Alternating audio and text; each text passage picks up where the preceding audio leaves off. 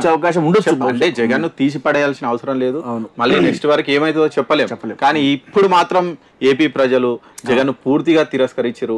మాకు పప్పు బెల్లాలు వద్దు, డెవలప్మెంట్ కావాలనుకున్నారేమో. అంటే వాళ్ళకి రాజధాని లేదు, ఒకటి రాజధాని లేకపోవడం పెద్ద మైనస్ గానే చెప్పుకోవచ్చు. మిగిలిన చాలా ఇష్యూలలో అంటే పోలవరం అట్లనే అవన్నీ కూడా అవన్నీ ఆగిపోయినాయి.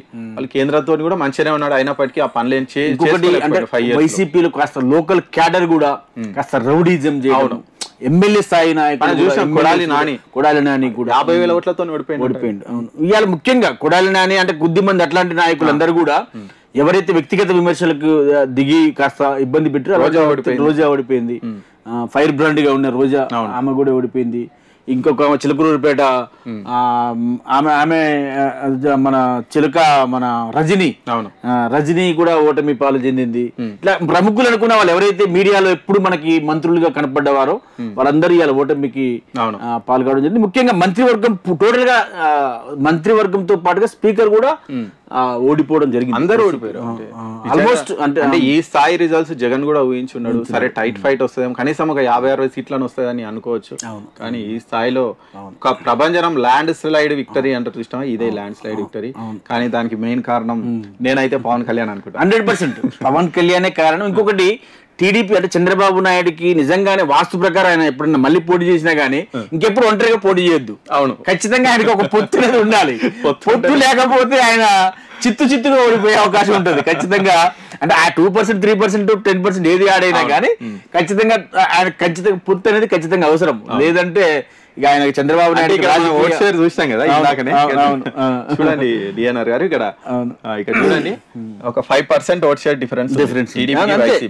ఒకవేళ పొత్తు లేకుంటే ఇందులో చేంజెస్ వచ్చేది. ఎందుకంటే ఈ 45% లో వాళ్ళు అంటే అక్కడ ఉన్నటువంటి వాళ్ళు జనసేన ఓట్లు అవి ఉంటాయి. అవును, కాబట్టి ఖచ్చితంగా వీళ్ళు వచ్చేది. ఇంకోటి ఈ పొత్తు ఉండడం వల్ల ఏమైందంటే ఈతులు ఉన్నాడు కూడా వీళ్ళందరూ కలిసి వీళ్ళకి వేద్దామన్న ఆలోచనతో కూడా వేస్తుంటారు. అంటే ఎవరు గెలుస్తారో ఓట్ వేద్దామంటే ఒక 5-6% ఉంటారు.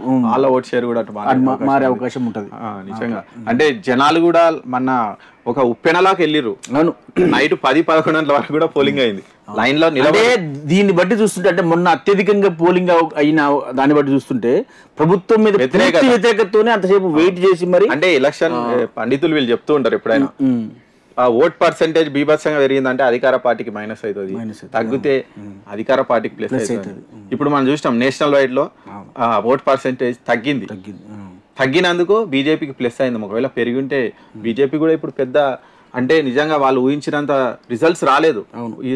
గత 2 సార్ల నుంచి ఒంటరిగా వాళ్ళు అధికారంలోకి వచ్చేంత సీట్లు గెలుచుకున్నారు. ఈసారి మిత్రపక్షాల మీద ఆధారపడని పరిస్థితి వచ్చింది. ఒక 30 సీట్లు తగ్గిపోయినాయి వాళ్ళకు అధికారంలో. మోదీకి కూడా చాలా ఊహించిన పరిణామం. అవును, అసలు మోదీ అంటే ఈ 5 ఏళ్ళు అంటే గత 5 ఏళ్ళు వదిలిపెడితే ఈ 5 ఏళ్లలో ఆయన చేసిన చాలా ఆర్టికల్ 370 గానీ, అవును అయోధ్య, ముఖ్యంగా అయోధ్య రామాలయం కానీ. కానీ అయోధ్య ఎక్కడైతుందో అక్కడే వారికి మంచి ఫలితాలు రాకపోవడం ఆయన కూడా ఊహించిన పరిణామం. పాపం ధ్యానంలో ఉన్నాడు మోగి, ధ్యానం నుంచి బయటకు వచ్చేసరికి ఆయనకి అసలు విషయం తెలిసినట్టుంది. ఆయన ధ్యానంలో నుంచి బయటకు వచ్చేసరికి విషయం తెలుస్తుంది. అంటే ఈ రిజల్ట్స్ అనేటివి మాత్రం చూద్దాం మనం. ఎవరు ఊహించినటువంటి రిజల్ట్స్. టీడీపీ 133 సీట్లు వస్తుందని చంద్రబాబు కూడా ఊహించకపోవచ్చు, ఆ స్థాయిలో వస్తుంది. చిత్రం అంటే ఆంధ్రప్రదేశ్ లో అతిపెద్ద పార్టీగా టీడీపీ, సెకండ్ పార్టీగా జనసేన. ఇంకా అసలు ఒకవేళ రేపు పొత్తు తెంచుకున్నా గానీ ఈయన ప్రతిపక్షంలో ఉంటాడు, ప్రధాన ప్రతిపక్షం ఉంటాడు. ప్రతిపక్ష హోదా కూడా లేకుండా పోయింది. ఇంకేముంటది. ఇంకా చూడండి అంటే రాజకీయాలు ఎట్లా మారుతాయి అంటే నిజంగా వీళ్ళు ఒక గేట్లు తెరిస్తే అవకాశం ఉండి గేట్లు ఇక్కడ ఎవరు 10 మంది ఈజీగా ఇటు జంప్ అయ్యే అవకాశం కూడా ఉంటది. అట్లా అంతే పూర్తిగా ఆంధ్రప్రదేశ్ అనేది వీళ్ళ చేతిలోకి వెళ్ళిపోయే అవకాశం కూడా ఉంటది. ఇక నెక్స్ట్ మరి జగన్ అదే టైంలో ఇక్కడ వైసీపీకి లోక్సభలో కనీసం 4 సీట్లు వచ్చినాయి. 4 ఇక్కడ వీళ్ళు 21 సీట్లు గెలుచుకున్నారు.